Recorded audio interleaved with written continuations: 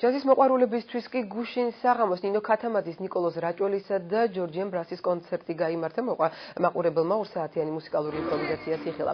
პროგრამის მიხედვით ფესტივალის მეორე დღეს ლევ ვარშულს უნდა ემღერა, თუმცა უკრაინაში მომხდარი ტერაქტის გამო მუსიკოსმა საქართველოში ჩამოსვლა ვერ შეძლო.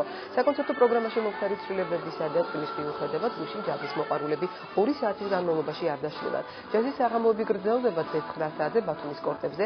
ჯაზის მოყვარულები ბუცი კოლინზ და The Punk United Bands მოусმენენ.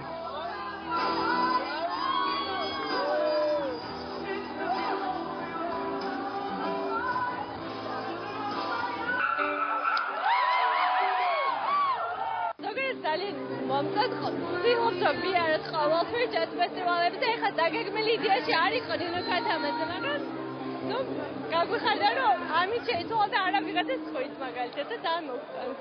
ძალიან მომწონს დღევანდელი კონცერტი, რავი, ძალიან ახსოვანებული ვარ და ყვას მოვალოდი, მაგრამ დღეს უკეთესია ვიდრე ის, რავი, ძალიან მაყოფილი ვარ დღევანდელი კონცერტი.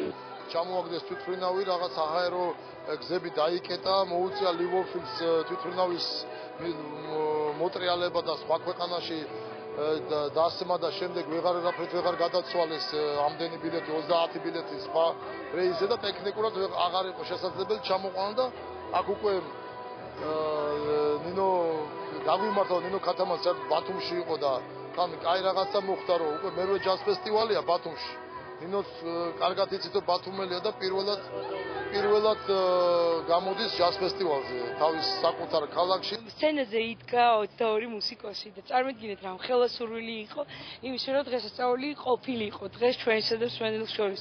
შემდეგ იცით რა არის ჩვენ ყოველთვის ვასრულებთ სიმღერებს რომლებიც 20 წლის განმავლობაში ერთად ვღერით და ეს სასწაულის ნაწილია და ძალიან ძვირფასია. არ იმსახურებს შეფასებას, იმსახურებს მხოლოდ სიყვარულს და ყველა ერთად ვღეროდით. რაღაცა იყო უსასრულო იუმორი, იყო წვიმა, იყო არცი, ყველაფერი იყო და როდესაც ყველაფერი ამას ქვია სახლი.